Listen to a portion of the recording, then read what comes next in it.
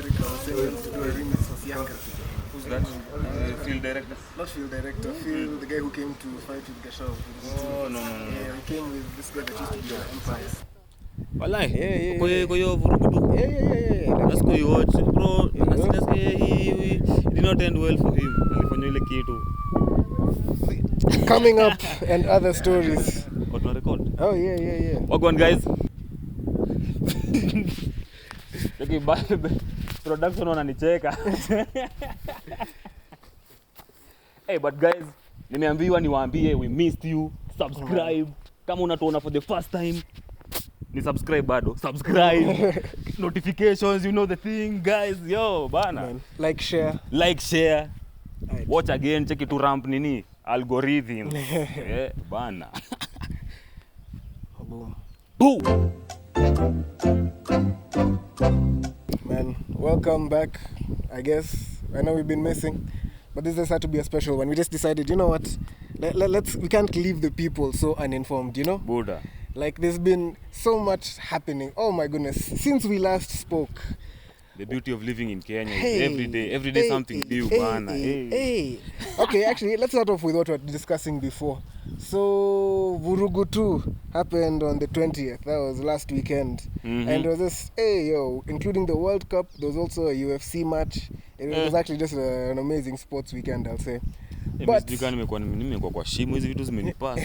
Walai. Bro, Vurugu 2, your favorite guy was streaming the entire event. Nani Vindi? Yeah. Bana. Yeah, bro. Talking about Vindi unajua alishikwa juzi. Oh yeah. They were telling George Ruto, go help your boy. Mtu wangu, what? Go back your boy. Bro, alifanywa hivi ki assassin, mjamaa alitokea tu one. Bro, na watu ni maninja. God damn. My goodness. In fact, even before we go back to we'll come back to talking about the protests. So yeah, Vurugu 2 happened. Obinna put out a match. Obinna was the one who said, I want somebody to come and challenge Gashao. He's the one who put it out. And then now Phil, the other bodybuilder, is the one who answered, and he was like, for real? Bet. I will hit the call. Yes, I can do this. And he did.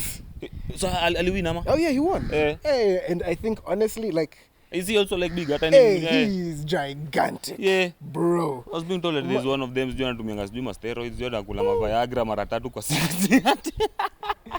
No, that is actually most bodybuilders. There's actually a friend of mine who's also like a professional, you know, kuku. Yeah, so Mama So he was explaining that what Viagra basically does is help pump blood. So when you're working out, but that can't be good for your heart 3 times a day. I don't know what doses you have to take so that, you know, the blood goes to the right places and you're not just over there in the gym just bricked. With men. Man. Hata sikuwa nimefikiria hivyo by the way. Mimi nafikiria roho yako yezikuwa ina beat fit bro. Ati. But yeah, so of course we know that Majembe ended up dropping out of the fight. It was an entire It became a legal case because what Obinna is alleging is that the contract that they sent to Malcolm was fake. It was altered to make him look even worse. I remember your name ya Malcolm. Si hata alikuwa delete.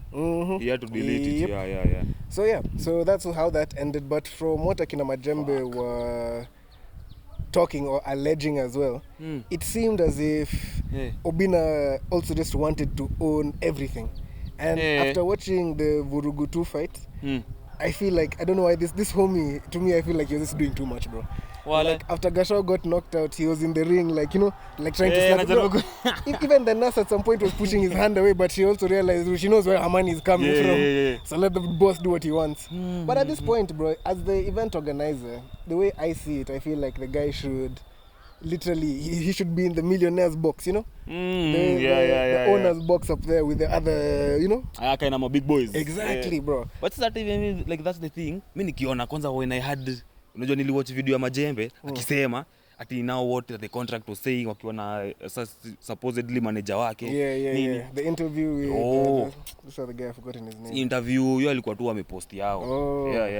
So bro, now when they were saying, when their claims, bro, I was looking at that thing, I was like, yani Obinna alifika kule kwa you want to bamba, you want to play, you want to play with the big boys, bro. Because I was like, that's crazy. But then later nikuja kusikia the reason why there was even this cease and desist from kina Obinna. Jamaa alikuwa anapeana bad information. Apparently hata si like maybe anaweza kuwa anadanganya watu. I think that's what's actually happening. Even like when Obinna talks about him, one of the things and why, apart from me feeling like the guy, he was doing too much, like you've set it up, my guy, you have set up something perfect, I think you should be able to take a seat back. But aside from that, bro, this guy is a businessman. When you're doing business, you are always trying to go for the best deal.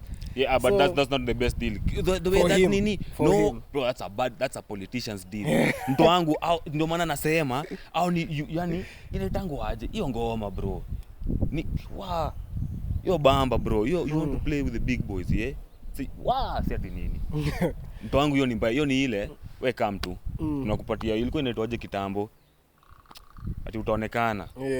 Tunakupatia exposure, tunakupatia exposure, guys. Mbaya.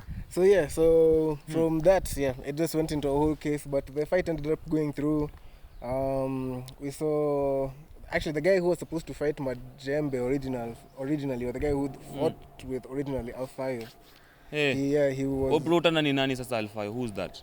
He's also a bodybuilder? No, he's a boxer as well. Now he's a professional boxer. He actually is one of the guys who came out when the Majembe thing started, and he was looking for challenge. This is one of the guys who actually challenged. And but Alfayo is actually a professional boxer. So I've seen him in a couple of matches before that as well. But we of course know currently the biggest thing in boxing is Vurugu currently. Si ati nini. Hiyo ndio hata watu wanajua boxing. Exactly. Like there are people who know boxing as the sport, and then everyone else who now knows this is boxing. Exactly. Kimuuliza boxing ni hapa ni Vurugu. Man. But Arrow Boy was laid out on the ground, my guy. Walai. I was telling you, immediately like he fell, bro. The cameraman immediately went to his wife. Natalie. Ama sini nani? Nadia. Ati Natalie. Pole. Boom. Camera and she's just looking up like it's like and I think she could see herself on the screen. And she's not trying to look at the camera. Bro, man was just laid out on the floor. I mean, lakini mko wa Kenya mnakuwa ni polite. This one was all business. Man, that's sick. But I'm telling you, when from watching the fight, I originally thought, honestly, Gasha would win because he had been a boxer before. 1, 2, I think my mistake was also, if you see the way he's built, he's a lot leaner. He has a lower body fat percentage than the other guy. That's better. Now I wouldn't know, but you could you could see his muscles a lot more. So I was like, bro. But Phil, honestly, he played it a lot more tactically. There's some shots that this guy even like when he was going down he actually hit him on the back of the head, which is an illegal move. But I think by that point he was already. Lakini nani walikuwa wanasema Vurugu itengenezwe tu ikuwe kama reso. Chizi podcast. Kina Rapture the scientist. But this guy, what's he called? So hopefully maybe I think honestly it would be interesting. I would want to see how it would go, honestly. But I think if there's anyone who could do it, especially right now, it would probably be Obinna. Bro, wafanye. Si Vurugu 3 is on the road. On the road to Vurugu 3 already. Speaking of that, my guy, Selassie has said for Andrew Kibe's crimes against humanity, Steve was simple boy. He wants to do Vurugu 3, him versus Kibe. Walai. Wafanye Steve na Kibe. No. Selassie na Kibe. Mbaya. Bro, so I don't know if you saw, but lakini si ukishika MPs unapigwa. Hiyo ni serikali, unakuza serikali. You have to sign the contract. But I don't know if you saw, but Kibe was on a podcast with Dr. Ofwenike. And when he was on the podcast, he was like, we need to start eugenics. Because somebody what like the fuck Steve is eugenics? Hiyo just sounds like vitu za Hitler. Yes, that is exactly it. Walai. I don't even know what it is. But it just sounds like some Hitler shit. Na sound kitu Hitler nafikiria. That was basically his plan on trying to make, blue-eyed, blonde-haired people. Like nika curating, like you're basically curating genetics. That's basically. Nakal the rest. Yes, exactly. Those who do not fit in. Yes. So now basically Kibe was like, because somebody like Simple Boy should not be allowed to have children and reproduce. We don't need exactly. And now people. Bona, why though? Yeah, see, he was just being an asshole. Like Kibe was just being an asshole. There was nothing. Kibe, bana. Yeah, bro. Na bado nachota madem zenyu, babu. Jiulizeni hiyo swali. What is going on with this humanity? No, let me tell you, Kibe's strategy is incredible. He poisons the young men to go read his book, and then he takes the women. Genius, bro. Genius. I'm like, you unakuja huku unakuwa toxic. Yeah, anabaki huyu. Bro, genius. Bro, if you saw that documentary BBC did, even Scout Live was like, so what are these people to you? Customers. Hey. Live. Hey. Mad respect to him for just being blamed, because that's what it is. That's what they are. Kawe si mjanja, live utakuliwa. Bro, I'm telling you. Hey, the lions eat the sheep. If you go watch that BBC documentary, it's the funniest thing in the world, my guy. There was a time I laughed. I had to even pause it because I was like, am I being insensitive? I was laughing. Bro, these guys are talking and I was just laughing, bro. That shit was pure comedy. Although mi niliona a part which I think ilini hit. Bro, there's a kid over there who was talking about like he started following Andrew Kibe after his dad he passed. Yeah. He didn't have a role model. Imagine. So me I'm like, what the like ni mbaya juu. Yaani kuna mtu anapitia that thing. Alafu unapata naki. Lakini ni crazy like dunia vitu.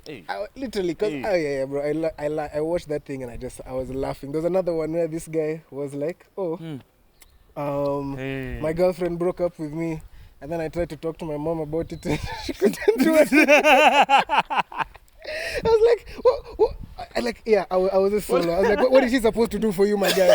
Is she supposed to go and get that woman and bring her to the house? I was like, these guys, they're poison. At this point, that's just poison. Hey. Me, I'll say this. Like, kama unapitia kitu. Jesus Christ, talk to friends then. Like, because I can see like it's a serious issue. But like, talk to friends. Like, what? Man. One of the guys, I can't remember which and town. the youth group, kanisa yenyu. Bro, one of the guys there, I don't know which town they were in. He was saying that his girlfriend went to another man who's a gold digger. Yeah? So the gold digger went for the gold digger. Bro, dog, until that thing is hilarious. Shout out to the BBC. I think people were also complaining about it because there were some things that they got wrong. That's insane. Yeah, they were saying that he was a failed pastor, which I'm not sure. Oh yeah, kuna time alikuwa anafanya upasta. Yeah. Okay. That alikuwa kwa nini? Your church group. Yeah. I know he was at the time he was very actively a Christian and he was also running for MP. Kibe. Yeah, there was a time. I can't remember. He is or was? He was way back in the day. Kibe out here doing things. He did run for a position. Yeah, and I don't think that's failing. I think, you either get it or you don't. That's just the nature of the game. Exactly. The people just didn't like him as much as they thought he did. But so now this homie was on Dr. Ofweneke's podcast, and that's what he was basically saying, that people like Steve Simple Boy should not be allowed to have children. And it pissed off a lot of people. Because now... Damn. Pissing me off? Yeah, bro. Because now even got to the point where Dr. Ofweneke had to delete the episode and you're saying that they're going to edit that part out and re-upload it. And now, of course, it even got more backlash. Yeah. I understand. Just leave it then. Bro, exactly. I understand where he's coming from because he's, him is like a national, host. Like journalist. Yeah. I don't know which TV station he's on, but the guy hosts a bunch of shows. Amefanya vitu mingi actually. Si alikuwa mpaka hata ile naisahau jina. Couple, find your match. So for him, I can imagine there are a lot of other deals that would surround with, based on his people's opinion of him. Yeah. But also, Pole, I have this to say. If you are on a show, opinions au jamaa sio zangu. The most honest thing, okay, maybe hapa Sunday backlash inaweza ingia, akidelete. But even deleting is, see what who are not okay with it, then we remove it. Because if I put it out here, it would be more what is it, like deceptive, me cutting out portions. You leave the whole thing what to consume. Venye walisema, these are his opinions. This is what he said. You give the information truthfully and fully. Man. So in fact, people were saying that this is the reason why people did podcasts instead of regular TV, is so that they can have the freedom of expression. Exactly. So but basically Kiba is now in hot water. Silasia wants to fight him. Simple Boy actually came out and replied, and he was basically like, I'm sure the editor will put the video in. Hebu msikize hii. Hatuwezi kuwa na watu ka Steve Simple Boy wanapata watu. We can't have people bring. No. You know him personally? He's a human. Fuck humans. Huyo anafaa akitoka hapo akizaliwa anapigwa vasectomy. Kata makende. Come to life and live without nothing. You don't have weakness. Kibe, kama kuna tatizo la mimi, zungumza kuhusu mimi, lakini usihusishe mtoto wangu. Ana tatizo lolote. Sijachagua vilizaliwa, lakini nimechagua kuwa mwenye heshima, bidii kwa kazi yangu. Watoto wote ni baraka na hakuna mtoto wote anastahili kudaruliwa kwa muonekano wake. But he was basically saying like, yeah, my guy, if you have a problem with me, you come and address me. My talk kids to me have straight. nothing to do Talk with to me this, bro. straight. Yeah, so honestly, I think it's gotten to the point where even a lot of men that supported him or liked his content are realizing like, this Just is the, toxic. this is the type of homie when you're hanging with the shorties, like, bro, that 20K I loaned you, can you pay it back to me? You know? The hotspot is, yeah, exactly. He's literally that type of homie, bro. Like, gosh. So yeah, maybe let's see. I don't think this will be the downfall of Kibe, you know. But yeah. Wanasemanga je siku hizi, your homie is the one who will backdoor you, bro. Oja mwenye anakujua. Wewe ambia tu kila mtu kwenye unekakia nyumba. Ukati. Man. Yeah. I guess, you know, as we wind up the segment, we can do a bit of Kenyan politics. It is official that Sifuna has been kicked out of ODM again. But nilisikia amesema is in court. Oh. Yes. At this point ni anasumbua tu. Ni Gen Z. At this point, it's just that I think he just wants to annoy Oburu at this point. Man, yeah. What? But you see now, a lot of the people have been talking, especially young people, and it's like, so ODM clearly is just becoming a branch of UDA. Because those ones. Yeah, because at this point, especially when you try to get rid of people like Sifuna, Babu Owino, these people are the ones who actually carry a majority of the youth vote, you know? Actually, yeah, and then they're like people's perspective of them. Like, outside they are the ones who are talking for the people. Yeah. Hey, it would be the greatest switch up if the homie now you see him over there, even him with a yellow cap. Hey, bro. I think people would cry. People would actually cry. I think if people have never lost hope, I think what wanaweza lose hope kabisa. Man. Yeah. People would look at it like, yeah. And yeah, in politics, there are no real friends or enemies. Out here and yeah.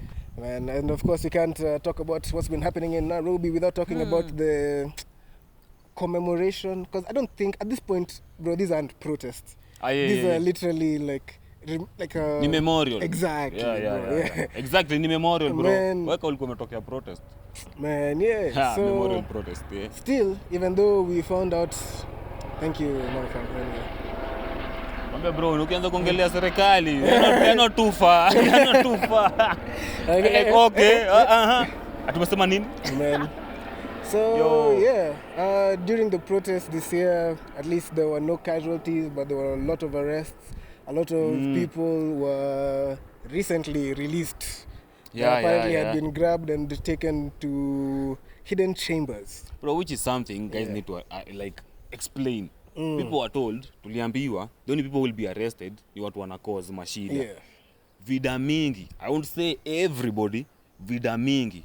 These are people who are just doing their own thing. Yeah. Even people who are just walking. Sema hata kama ya Vinde. Vinde alikuwa anarusha mawe wapi? Vinde alikuwa amechokoza nani wapi? There was a guy who was in crutches who the cops pulled up to like dragged the homie, man. And then it's like they know him. Ukijiko liwachizo vida, bro. Alikuwa anaambia, "Kwani ni wewe kila saa?"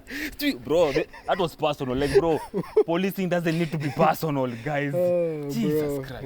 Yeah. So even though at least there were no casualties, people still got, bro, those were casualties. Okay, yeah, true. By the guys, that's harassment, bro. Like, can you imagine? Hey, my G. So what, bro? Okay, I'm protesting, and like, what have I done? Let's look on the bright side. Tanzania, they sodomize people. So let's, And yeah, levels. There's levels to this. God damn. Yeah, but yeah, honestly, I think things are getting worse. Also, during the protest, I believe Maraga actually he's been getting a lot of clout from this, but the problem is that I don't know why, but it doesn't feel like, Gachagua, we know he can't vie for presidency. Kalonzo, of course, you know him. He's eyeing that seat. Mbaya. Bro, he is eyeing that seat. He probably wants to be the one to carry the flag. Yeah, probably. But now the problem is that I don't know what it is, bro. Me, I don't see this guy doesn't have the weight that the rest of these guys have. Oh, Maraga. I think it's also because of the demeanor. Unajua akuangi out there. Yeah. And then also, even leave that, you need to carry. There's a way you need to carry the aspirations of people. Like people need to look at you and see. Buddha like, this is something you can fight for. Yeah, so even these politicians hata hii ya juzi ya nini si wametokea. Si walikuwa wanatembea hapo kwa barabara. But they do see like the force like that's behind them. Yeah. Not like okay, people are saying okay kweni opposition. Lakini sisi tusaidie by the kupiga huyu lakini the enemy of my enemy is my friend. Yeah. Man. Strategy guys. Man. Hey, yeah. Hey, but so, it's yeah. No, but yeah, I was just gonna say that's basically what's been happening recently here in Kenya. Maraga was also picked up ile wakiprotest nini Nairobi Park. Remember, I don't know, I think they are trying to get some section of it Ujenga. Yeah. Oh yeah, so when he was being dragged into the car, they did him dirty there. And then even the cameraman, bro, my guy, that one you were sent, not on your government agents. You were sent there to embarrass Maraga. That one I'm convinced. Yo, but watu wake tuone, imagine kwanza siku hizi bro mwenye alitengeneza masimu. Asante. The fact that someone can't cough without being recorded. Asanteni tu. That's walai. Man, true. I don't know if you saw, at some point they said that KRA officers are going to be wearing body cams. KRA, this is the guys at the airport, you know, for the, you know, goods. Oh, but the airport they're already wearing. Yeah. Exactly. Airport already wearing, yeah. Can you imagine the Kenya we would live in if policemen were wearing body cameras? Hey. My G. It would either be like first person Call of Duty. I clean. Hey, bro, but yeah, I don't. No. Footage would be deleted 24/7. Clean. Servers go off. The camera was dirty. Hey, bro, I forgot. Mtu wangu. Hey, basic. I not even that. That would even be a stretch. Those people will be summoned na wanaambiwa huyo jamaa yuko huko. Yeah. All I've seen they squeezy. Well, maybe shangwe kwao. There's some form of like following like easy ma constitution, ma rule of law. Ukiona hata siku hizi mapolisi kwanza wakisamoniwa bado wanakam nini. Of course watacheza tu but it's very few times where the cops actually unless they are actively being thrown under the bus. It's very few times they face justice. Wakubwa sana ndio hawakujangi. Wakubwa wanasamoniwa mpaka na parliament wasicheki tulikuwa wewe tunalinda nchi nyinyi mnatuita. Who will keep you safe? Wewe. Man, but yeah, even during the protest, there were some goons that were arrested, harassed, were caught by cops. And the cops actually made them lie down. Wale wa Jalango. Imagine. Udayani hadi wewe, lakini ni video yenye niliona, it alleges that those goons were sent by him, the one I mentioned. Yes. Si mimi nimesema. It is alleged. Yes. Yeah, but anyway, so every once in a while the cops actually do their job, let's be honest. Every once in a while, you know. But and I'll also say wangepigwa maviboko. Unaona kwanza venye wamelala hivyo. And as we finish, let me tell you, by the way, goons and thievery. Now, there was this video that went viral as we're winding up the segment. Is this video that went viral recently of a man in town opening the boot of a car, going to try and steal things from the back. Hey! And to escape this endeavor, he decided to open his boot. Exactly. Bro! And decided to, that's what gorillas do. That's what monkeys do. Zile chimpanzee. Exactly. Yeah. I was saying that man, he should have cut his hand off, stuck it back up where he tried to get these things, so that and then we still lynch him. So the next thief that thinks of stealing is like, hey, okay, I shouldn't be stealing. Mliona venye Jose alifanywa. I'm telling you, my guy. Bro, but that's insane. Mimi unaona venye ulionyesha vida. Bro, I was like, how is this the survival instinct? Like, where is this trained at? It's something that he knows what to do. Both hands are like mad guys. Imagine how many people he's done that to successfully, because for him he knows. This is the first time that it was caught on camera. Like, but wanasemanga a drowning man will clutch at straws. Bro, I'm telling you. But this one I'm telling you, we should have gone medieval on him, bro. That one, I do not condone mob justice. But I want the next thief to be like, bro, I want the next thief to be like, okay, I know I'm doing something wrong, but if I surrender, I will It's not. better. Yes. But is it Nairobi, bro? Is it better? Afadhali, Hey. bro, wake picture. Ndio maana watu wanaendanga survival mode. Bro, man, tell you, no, with that guy. Na hii ukishikwa kama mwizi, kwa kama unasema tumlynch. Sasa hata hao wanafikiria hivyo, bro. Yeye anaona nifanye hivi, hao watu waniachilie, hata wasike tu waniachilie ama nifanywe ile kitu. Bro, let me tell you, the second that homie somebody saw, they should have just swept him, let him go onto the floor. What? What was that show? Black Dynamite. I'm telling you. Whoa. Yeah, me given the opportunity, I'm telling you, bro, I would go conquest and I would. Nairobi shamba la wanyama. Hey, my guy, the police are coming to collect me with blood and shit. I am telling you, bro. If you want to use medieval methods, we shall also use medieval methods on you. My G. But hata mimi wacha sidanganye nikaona unafanya hivyo. Bro, enda tu. Enda tu, like I'm sorry, guy. No. Bro, no. Yeah, but at that point, now I have bro, nothing now to I'm lose. meeting you. Yeah, I am now I have meeting nothing you. to lose, bro. I'm telling you, bro. I am going conquest and I am digging with my hands into, and I'm like, these are the organs you're using to produce this. My guy, we cannot allow for that. We cannot allow for bro, that. But that's insane. That's insane. Bro, me the first time nishaona mtu amefanya hivyo. Yeah. Niliacha kutembea jiji kitambo, but god damn. Man, yeah. Hey. Let's just hope things change for the better. So do you eat beforehand, like before upige squad? So unahakikisha umemanga tu fiti. Ndio ukifika just in case, wewe. Bro, I'm telling you. There's so many questions to this. Do you know? But yeah, you have to eat good food so that it doesn't not come good out food, not good food, bro. Food unajua inatoka. Hii lakini food ikidigestiwa yote ikusaidia. Oh man. Oh yeah, but well, now we are thinking too much into this. Anyway, yeah, let's just say, my guy, next time that happens, bring back mob justice. Those ones specifically. Hey. I want them to be like, I shouldn't be stealing. Send more videos. Hey. Craziness. Anyway, guys, I'm gonna come back to the next segment if the weather allows. Hey, na kama to miss, tutaweka M-Pesa hapo chini, tunubaie ni mandazi, chapo, buy me a soda. Jose Cuervo, toangu. Whatever you are feeling, we can't pressure you guys. Man. Hey. Okay, production wananicheka.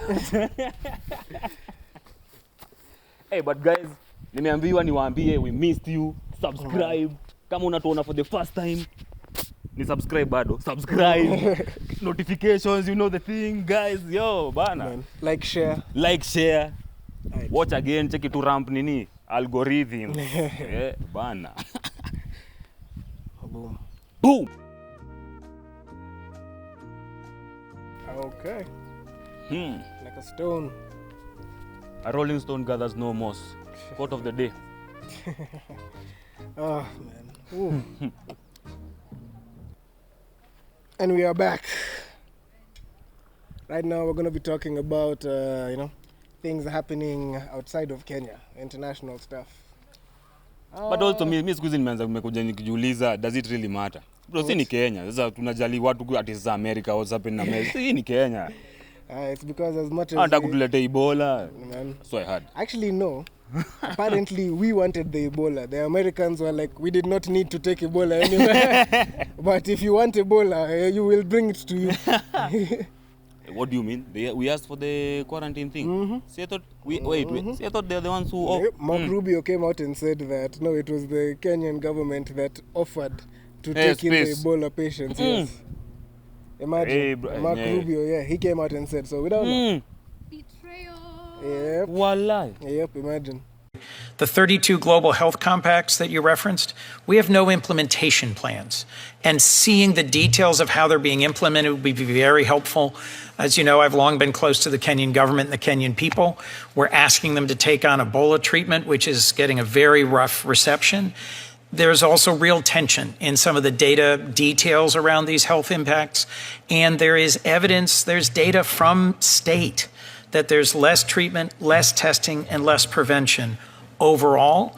And I need to better understand the role of the CDC and how these health compacts are going to actually achieve your laudable goal of more aid to more people faster. Yeah, well, we work on these details? Yeah, of course. But on the implementation, remember, you reach a compact, and now the implementation is part of the compact. You have to work on that, in collaboration with the host government. Right. So as those plans become available, as those plans become finalized, you'll have insight into those. You'll be able to see that. In the case, just to correct one point, we're not actually asking Kenya to set up treatment for Americans. I think the one that's been very controversial is a misunderstanding. There is a facility that the Kenyans are allowing us to open. If there are any Americans that are exposed, Yes. Potentially exposed, they will be transferred to this facility for observation. If they test positive at any time while in that facility, we will remove them from Kenya and send them to the nearest treatment facility, either in Europe or in the United States, to be treated for Ebola. But what's been controversial is no one wants to see that people are coming into There's their never country. been a case of Ebola in Kenya. They don't have the domestic capacity to deal with it, and there is alarm that I would love to work with you on to address. Insane. Yep. So it was but us. kindness, guys. Hey. It was Well, we like, did bro, it to not ourselves. propaganda or anything. Yes, Ile yes. yani baya. Baya. So yeah. Bro, hizi vitu kwani Kenya ama sisi ni others. Bana. At this point, in fact, someone was like, yo, Kenya got to the G7 summit. It was invited amongst, all the other richest nations in the world. A friend of mine commented, huyu ajui tu ni kuuzwa tunauza. Unafurahia na ini sales hapa ni soko. But they scramble and partition for Africa, bro. But they are still scrambling. Na tunapatitioniwa tu. Pole, my guy, And in fact, I don't know if this counts as international. I guess it's South Africa. There's this show called The Polygamist that was released on Netflix. It's about like polygamy. Yeah, apparently. Apparently there's a guy called, I think it's Jonasi, and he's polygamizing everywhere. Wallahi, like, yes. proponent bro, let me not lie. Jeanette, you want to come and tell us about The Polygamist? Hey, polygamy. Hey, I'll watch. Nimesikia tu sijui. So she hasn't finished watching, but yeah, this thing basically, hey, I don't know what it's done to Kenyan men, but it's a South African show, but I think it's gained its most popularity here. Here in Kenya. Yeah, we agree with the bro. Like, you can't tukielewana. Bro, hey, it's crazy. Ama, guys. See, as long as we come to an understanding, guys. Nasikia tu yes. The eyes have it. All of the eyes have it. There's no eye in our response. Nasikia the eyes have it. Bro, nimeamsha watu. Bro, but walai, polygamist ni kuhusu ni nani? He's just a guy, and I think he has many wives, and all the wives love him. And I think, I don't know, bro, I haven't watched the show. But this is a loving relationship. What's the... I don't have all the information. Same. So we can't talk too much about it. For you guys who watched it, please let us know in the comments below. Are you a polygamist or not? Bro, if you support it, Me, bro, bora mapenzi, bora kila mtu hapa like. Man. But speaking of South Africans, and we'll talk more about polygamy later. But South Africa currently is about to experience some major deportation, and things are getting better and things are getting worse simultaneously. Because of how, as we're talking about the scramble for Africa, tribes, you can find tribes in different countries, the way that we have Maasai in Kenya and Tanzania. Mabantu wamevunjiwa, wamekatanishwa into So recently there was a South African teenager who was killed because he didn't fit in with the other South Africans. Like they were like, oh, you are South African, but you're not. You're not. So now we're getting from xenophobia to tribalism. Yep. My G. Violent tribalism. My G. And Something to that story. Yeah. So apparently, the tribe that he's from is almost like how we have Maasai. We have Maasai in Kenya, Maasai in TZ. So it's like him being a Maasai in South Africa, in Eswatini and Zimbabwe. So even though he is South African of that tribe, they went for him because they thought he was of another country, but also because of his skin tone. Sisi. Hey bro, unaza mzungu alafu unatuambia Man. And so it's been very interesting seeing this because some of the latest videos I've seen as ahead of the major deportation and protest, one guy was actually like, the problem is send these people out, let them come back into the country legally. And I think that's the only person who has said anything along those lines. The rest of them, it is get these foreigners out. Yeah. Man. Which, I hope South Africa, I hope you guys get kicked out of the World Cup, bro. Honestly, go and fight foreigners in your country. Don't go fight foreigners abroad. So, that's insane. The revolution will always be hijacked. Nasikianga saying kama hiyo. Man. What? But yeah, speaking of the World Cup, people have been realizing that, especially I think because of how big this one is, stretching across Canada, America, and Mexico, a lot of people from so many different countries are going and experiencing new cultures. New things for the first and time. It's amazing this thing, how excited these people are. So someone not even that, even just how welcoming it is, bro. Boston has said that there's so many Scottish people, the city is running out of beer. Yes. The city is running out of beer Vikings. because of the Scottish people. And then even Guinness the floor. The Norwegians, I don't know if you've seen that, during their matches, they started doing the Viking row, the yeah. And from wherever to the world. I'm pretty sure that the government of America is conspiring against Zoran Mamdani. Because everything that's happening... the mayor of New York. Yeah. He is going through everything. Like right now, after the Knicks winning the World Series, bro, New York has been in chaos. Yeah, I've been seeing clips from there. It has been in chaos. I think some of the most viral moments were, there was this lady who had climbed... on the school bus? Not even the school bus. They set a school bus on fire. Yeah, I saw those ones on the street. That's insane. This lady climbed up a street light to, they celebrate the Knicks. Then as she was coming down, this white lady wouldn't move so that she can just like step and get down. Get off. Hiya. So as this lady is getting down, as this lovely African queen is trying to get down, she's putting her leg down like this. This white lady pushes her leg. So it's like, she's actually about to fall. So she manages, in fact, while she's getting down, she catches herself. She throws off one of her shoes. This is how you know. Wait, like the shoddy Musa mwenye alikuwa chini akatoa kiatu. The lovely African queen who was getting down took off one of her shoes and threw it. This was the symbol of war being activated. So as she's getting down, when she gets to like the halfway point, like where she was trying to step on, where the white lady is seated, she grabs her and throws her to the ground. Strength of a woman, guys. And then as this black lady is trying to get down, this white lady just like starts smacking. And she's like, and like, I don't know, this white lady just didn't know how to embarrass this beautiful African queen. And so she was like, she started taking off her shorts. On top of taking off her shorts, she actually took off her panties. And, and in the middle of the street. In the middle of the streets. Ukiwa juu ya post. On the street, my guy, on the street light. Guys. But this is how you know you cannot keep down black people. She just starts like, shaking. Like, hey! Bro, you cannot keep them down here. Even in the face of violence. She was having too good of a time. Bro, they didn't fight. No. She got off and she beat her. Eventually, people had to, separate them. But the black lady just continued twerking and dancing. Exactly, man. So things were crazy, bro. What else? Guys, also nazambia watu watutumianga hizi mavida. Hizi vitu kama mimi sijaona naweza taka kuona like Joe. For research purpose, nice one, production W. So aside from that, there was this lady who works for JP Morgan as an executive who, like, because of the Knicks winning, they branded like a lot of stuff, like even like the dustbins, painted the Knicks colors. This lady was seen on video pouring the trash out of the can and taking the thing home. That's hers now. Yeah.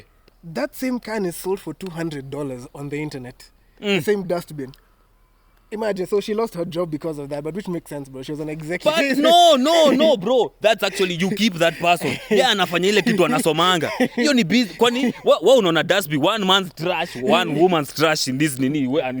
Oh, man. Bro, she got that thing for nothing. That's why she's in JP Morgan. That's some stupid move. Anaitangwa aje huyo jamaa. Namjua. Asiwe ni. Yeah, what's his name? Never mind, hata tusahau. The Like, richest guy. na mwenye, I think he's like the CEO now of JP Morgan. Yeah. I'm a chairman. Eh. Oh, okay. Bro, bro. Man. This way they tell you school is not even important. Just know someone.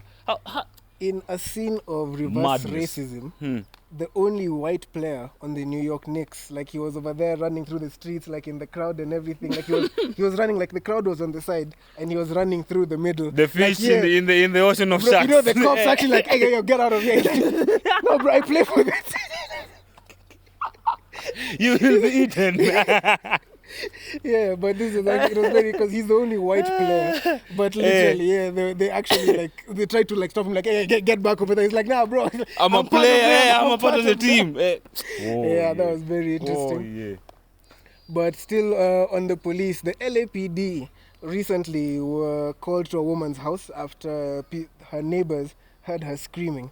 And so they thought that there was a domestic issue going on. Turns out she was just celebrating the Knicks winning. Bro. And so while the police came to do the check, she has a dog. Big ass dog. Yeah. I think it's Saint Bernard and a poodle mix. It's a big dog. Beautiful. Man, oh my goodness. Lakini zinafanywa zinakuwa extinct. It's a big dog. So yeah. So now the cops, when they went there to her house, she tried putting the dog away, but it's a big dog. It was able to escape, and instead of them using non-lethal force like bats, tasers, mace or whatever, they shot the dog 4 times. Yeah. And it's gotten to the point where the mayor of the LAPD has said that they need to, re-evaluate their standards or procedures on how to deal with pets non-lethally. Meanwhile, the LAPD has killed 3 niggas. And they say that the only way they're going to change the law is if we start identifying black people as animals as well. For real? Is it what? What? Buddha yenye dunia ni mad. God, the big 26 guys. Stay safe, stay vigilant, stay dangerous. It's crazy how, like, a dog gets killed and they're like, oh, we need to change the laws. Bro, every other day. Yeah, because also, bro, even me, nisikuwa najua kanta kwa na support, sasa sikuwa nataka kusema, but mimi niko, hiyo dogi, wewe utajuaje dogi iko nataka kukula. Kwangu nyingo. No, the point is, like, that one I don't disagree, and I won't even deny the fact that I can understand why they were threatened because of the size of the thing, bro. Mm-hmm. But at the same time, my guy, you are furnished with enough weaponry. My guy, you guys have an entire arsenal of things you can do. Yeah. But you saw also the argument was like them, it's like they were already ready to use their guns. Oh, yeah. So, like, I think their first mind was just, bro, hey, my guy. Bro, I've been training all this time. Aye, practical. Moving targets. Bro, yeah. Hey, that's crazy. What? Although even me I'd be angry. Dogi yangu bro muipige risasi. Ipige moja kauli kwa lakini hata moja. Dog. I can't remember. My guy, your dog, you're just saying boom, boom, boom. And remember the way we were talking about how, like, the way when white people first started colonizing, the other countries. Like when they came with guns, bro. People, the way you're saying, people would even think it's the sound that's killing people. They don't even understand that it's a bullet. Bro, can you imagine someone pointing a stick at you? Nasikia tu, pa! Joroge! Guy, bro, by the exactly, you hear a sound, the next thing you're seeing me bleed. I must, bro, can you imagine, like, honestly, bro, nakuuliza ni nini? Then I just start seeing blood coming up. Bro, uchawi, that is witchcraft. Oh, man. But insane. Masomo ni muhimu, guys. What? Any mbaya. Yeah, but basically, the World Cup has brought so many people together. It's been quite interesting. The African teams have been performing well. I think, I don't know about South Africa, but Senegal played Germany. And I think they got out 3-2. Hey, wallahi. Mimi sijakuwa nikiwatch, but Man, then Congo drew with Portugal 0-0. Ha! Ronaldo was like, ain't no way, bro. Ain't no way, boy. Ain't no way. Especially now in this World Cup, and correct me if I'm wrong, but I believe Messi currently, after scoring his hat-trick, is currently the top scorer in the World Cup. But Mbappe is close behind. Yeah. Hey, cause also Mbappe, dangerous. Hey, bana.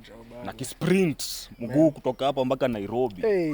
Wewe, bana Mbappe. I'm telling you, man. Fun fact, you know, Mbappe was so good that when he was originally signed to PSG, right now he's at Real Madrid, which was his dream team.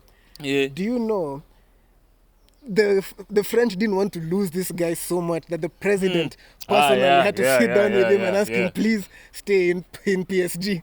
Bro, you now that is the most valuable player. Man. Bro, the president has to come down and sit in like, bro, please. But it's also the cloud, like, cause that guy.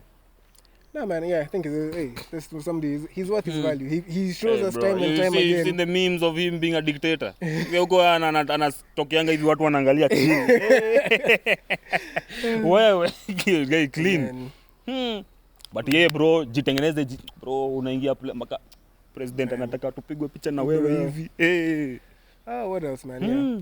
Anyway, as much as I, shit on South Africa because of all the xenophobia happening recently. But xenophobia is not good, guy. Man, I wouldn't deny. You shouldn't feel bad. Like, if anyone is, bro, wewe unakuwa friends na racist. Tusikukasirikie. I don't know. But, what's it called? South Africa, if you remember, I think like the 2010 World Cup. Do you remember the noises of the best World Cup? Bro. In the what, bro? Honestly, yeah, that one I'll give them. Honestly, this one has a lot of vibes, but the vuvuzelas, bro, became they banned them. Oh yeah, bro. Because if you even go back and try and watch those matches, the entire time. See, that's the point, bro. You can't even hear the commentators. Why are we hearing them? Sisi tuna watch ball. Wewe unataka kuongea, bro. Na tuna watch ball, nyamaza. Unapigia kelele. Hey, but you can imagine though, like plus their stadiums are bigger, there's more people.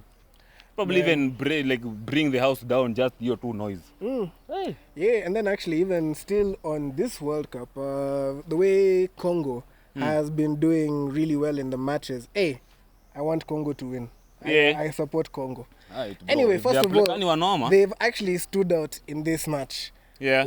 One, because these guys came in dripped. When they landed in the airport, bro, all of them were wearing suits with the leopard skin. These homies came in dripped, first of all. I saw the designer Ali interviewer on one of those news channels huko maju. Bro, man, they came in dripped. Second, their performance was incredible. Two, the guy who you even saw here at AFCON, the guy who goes by Lumumba Vea, the guy who reenacts, Simjui. He's a I don't know, actor. He's but he basically dresses as Patrice Lumumba. Simjui fiti. Yeah, but even during AFCON he was there. So he's become quite famous for standing with his hand the up, guy who had his for the entire match. Yeah, man. Kujitolea mtu wangu. Bro, man. Fire, man. And I like the way I've forgotten the name of the culture, but in Congo there's I don't think it's a tribe, but there's a culture that comes from, I've forgotten what they're called, but they are literally world famous. Like guys who, bro, would be in the village, but if you see the way they dress, it's all suits and everything, and these colorful. I've forgotten what they're called. Nawajua. But apparently bro anatumianga do kwa hizo mavitu. No, the African wear, it's only expensive here in Kenya. Okay. Because we don't wear it, we wear Western clothes and everything. Over there it's cheap. Actually, Ghana, I think there's a day in Ghana where everybody, and I know some of their school uniforms have been changed to be more Ankara and stuff, like their traditional they have to be hata made huko. Yeah, but even Kenya also tried to do the same thing, but guys like Bobo Owino cannot give up that three-piece suit where they wanted people, at least when parliament is meeting once, I think it's a month or whatever, they all wear traditional outfits. So in Ghana, they actually have, really gone forward with that. Like the members of parliament, when they're meeting, wear traditional attire, not suits and stuff.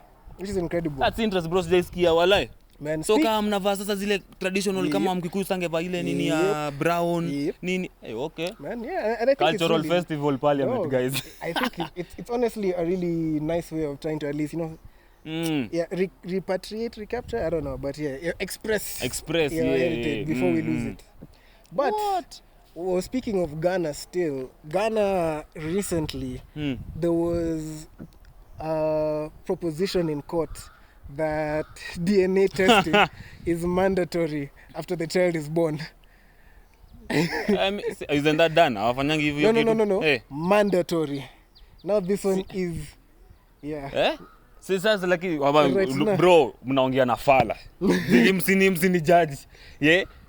Don't kids get tested like ukizaliwa si mnataka kuconfirm ni mtoto ama tuna assuming tu ni wenyu. Yeah, bro, it became such a viral thing over these last few months, bro. There's even this Wallahi madaktari kwa comments. Wallahi. There's this Kenyan doctor and he specializes in DNA tests. And he was like, well, I'm doing all these family tests for all these people.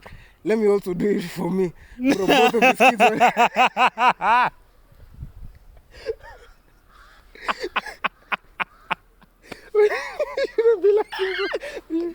yeah. Both his kids were police unalea mwili. Oh, hey, bro. Wallahi. Imagine. Yeah. I honestly thought, bro, I thought from vaccinations, one of the things you do like a DNA test on the kid. I think, but now that's what Ghana now wants to do. Yeah, that's what Ghana now wants to do. And let me tell you something minor. Hey, if you thought the polygamist was bad, you should have seen the way people were arguing about this. But unajua like even here, do you know how many people, bro? Do you know how many people who have families out here? Kuna watu hata walisahau.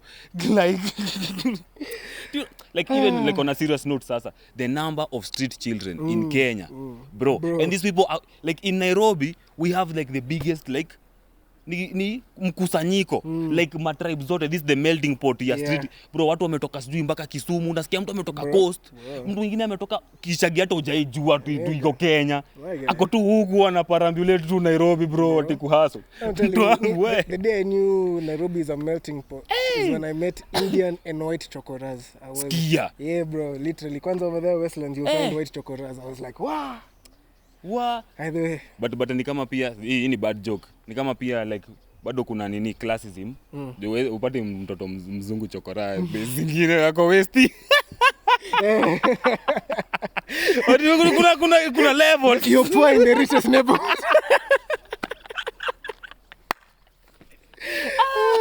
True, but bro, if you find a white chokora in Dandora, you're like, only third rock.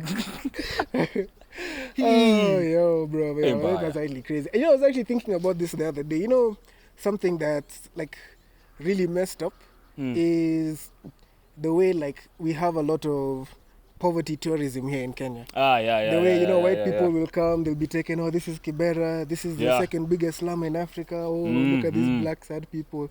They go taken somewhere else, Yeah. When they get to the hotel, they're taken to the national park. They're like, oh, this is beautiful. Yeah, this is incredible. Wow. Yeah. I'm like, I'm going to start black tourism, where I go to places in America like Skid Row, and I'm like, oh, these are all the poor white people. Wale watu mafengo wanajishina wakijiduga those streets. Yeah.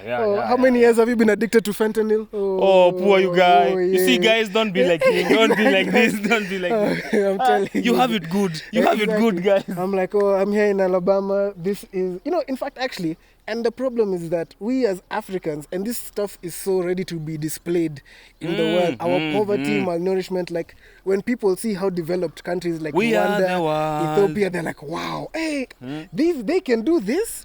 But, bro, it's really messed up. And I was like, bro, you're even underrated. Like you're looked at like when you bro mkijenga hii mjengo unaklapiwa accomplishment. Oh my God. Like checking, look at them progressing. Wow. Hey, we never thought they could do things like this. I blame our leaders for putting us in this position. Yeah, because even I'm like, there's this guy. He's also very exploitative now, but just people in America. But he did a documentary about like the most incestuous sized family in Alabama. Like these ones, they're the ones when you're gone.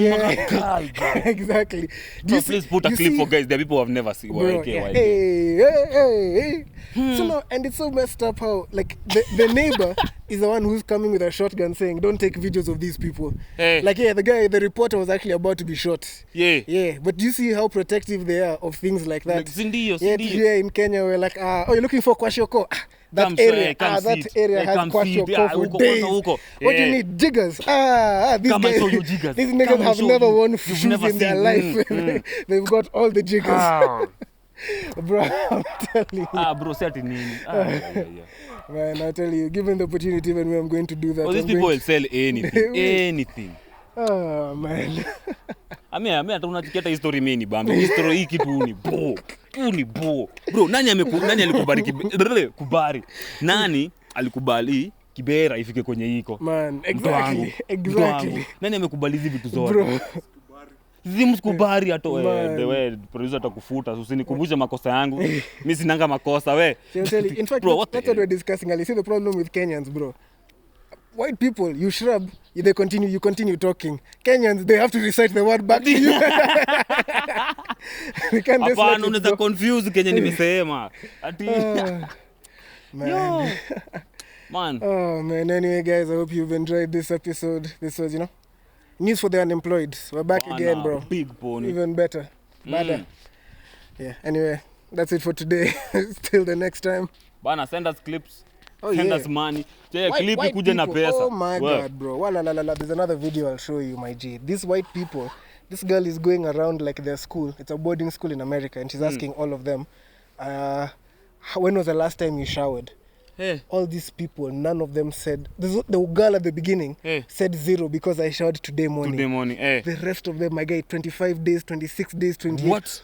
There's a lady who said 48. I'm like, a lady? Yeah. It's a grown person. A grown woman, my G. 48 days without showering. Kwani na ustik. Ustik ukitembea. Wala kai. It's just like, God, bro. But no, it makes sense. I remember. Na unaenda kukatia huyo. Bro, imagine. And this is the pure clean. You're like, yes. Bro.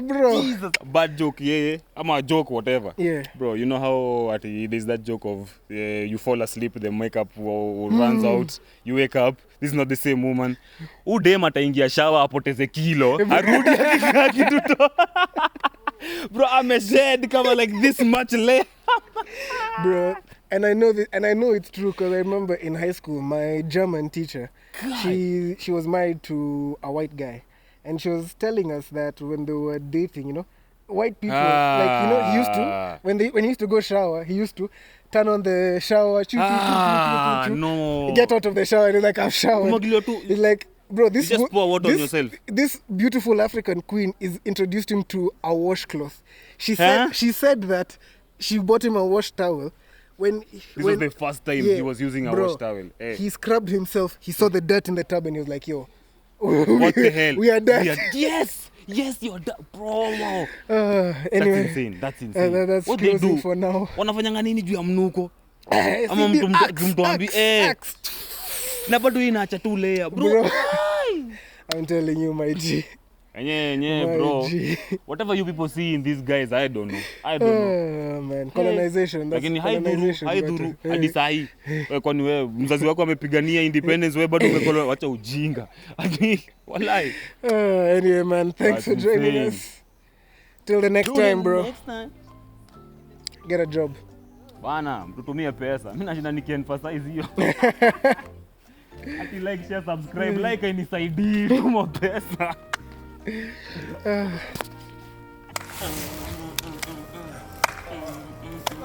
At the big pony. Wow.